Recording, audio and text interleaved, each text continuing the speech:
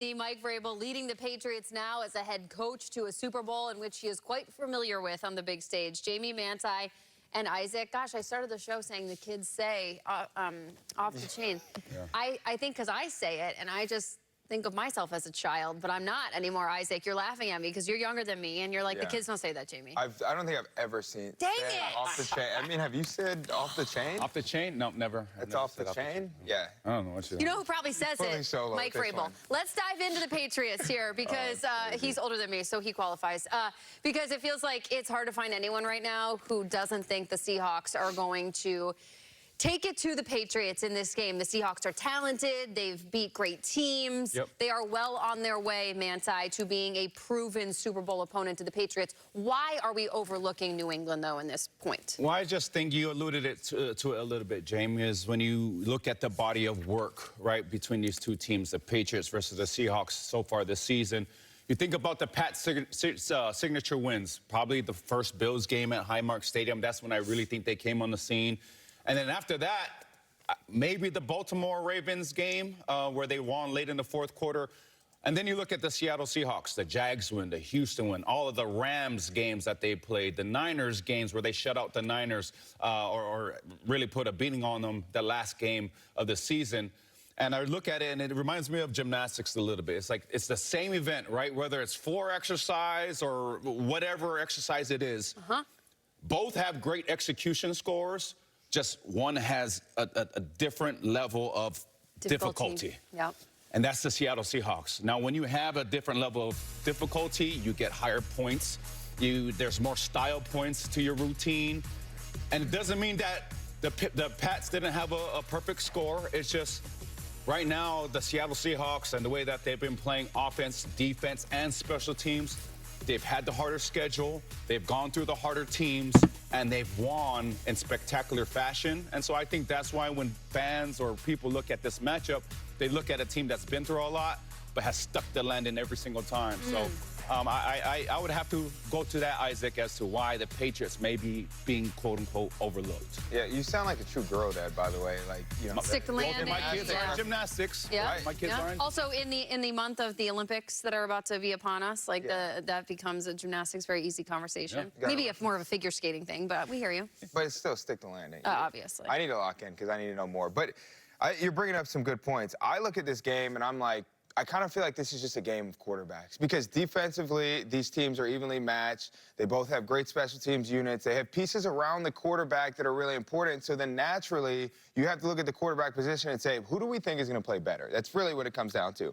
And I look at Sam Darnold, and I look at the way that he's ascending in these playoffs. I think about his last game. It was nearly perfect. And then I look at Drake Maye just throughout the playoffs, especially compared to his regular season. And I don't know that I have the same confidence in Drake Maye. I think the natural question to ask, and I said this before in this show, is who is Drake Maye in these situations?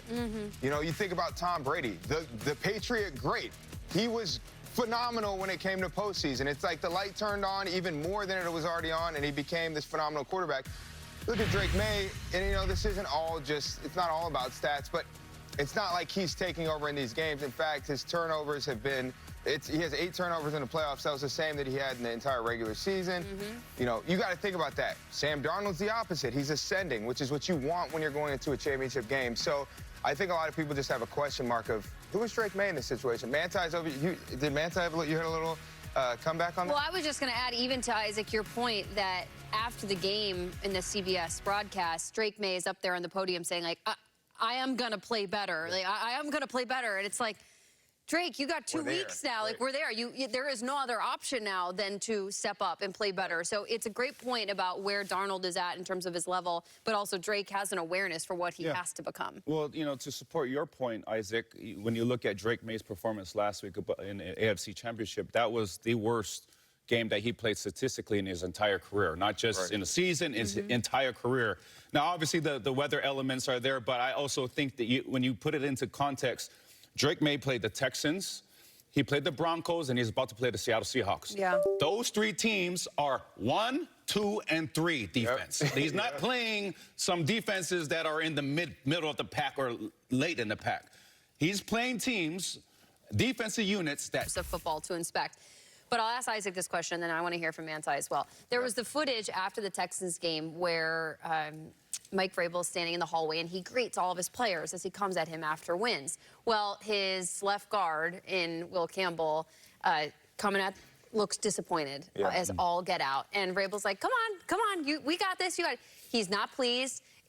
For all accounts, people claim not playing great in his rookie season. He's had his moments. He's been injured. Yeah. You see that as a defensive end. You see that as a part of the Seahawks defensive line. A young rookie guy who's supposed to protect Drake Maye. What's going through your mind ahead of Super Bowl 60? Well, let's be even more specific. If he was playing phenomenal and he's still a rookie and I'm listening to my D-line coach in these meetings, my D-line coach is going to point him out regardless because you're going to attack a rookie O-lineman always.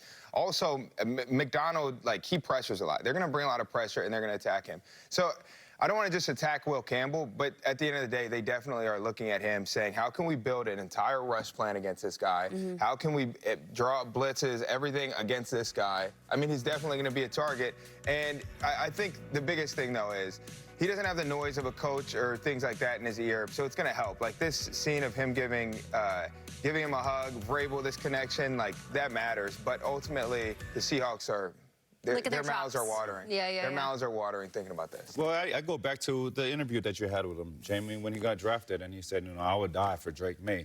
You don't got to die for Drake Maye, you just got to block for him. And, you want to make sure that you are able to do those in certain situations, but also understand the challenges that come with playing left tackle. That's a blind spot, right? So, to that point, Josh McDaniels, have some chips, have some tight ends lined up over there to help out the young rookie because he is still a rookie, and there are going to be some guys that are going to line up on the opposite side of him that they're going to try to take advantage of maybe some of his weaknesses in his young career so far. So it's not only just on Will Campbell, but it's also on Josh McDaniels and giving his young rookie some help. We started this hour by looking at a throwback video of Mike Vrabel and all that he has represented for the New England Patriots. Manti, I'll tee you up on this one.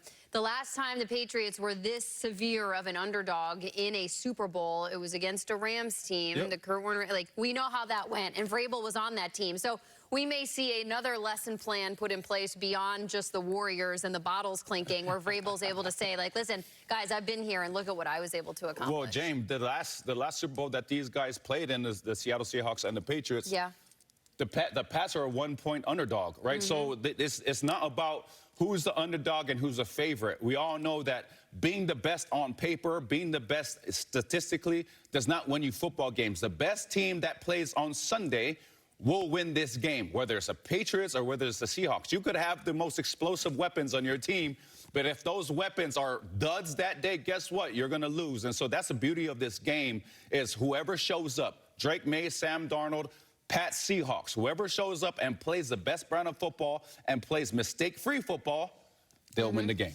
All right, we're going to move on GMFB because, like I said, we got a lot of guests coming by. But Isaac Rochelle, if I ask you a jersey growing up in Georgia that you may have had as a child, what comes to mind firsthand? One and only Michael Vick. Oh! I mean, there's a million of them everywhere. It's all. I literally go to sleep when I think of a Michael Vick jersey. Well, you don't have to do that. You could be awake and you could be on the show because it's coming on GMFB next.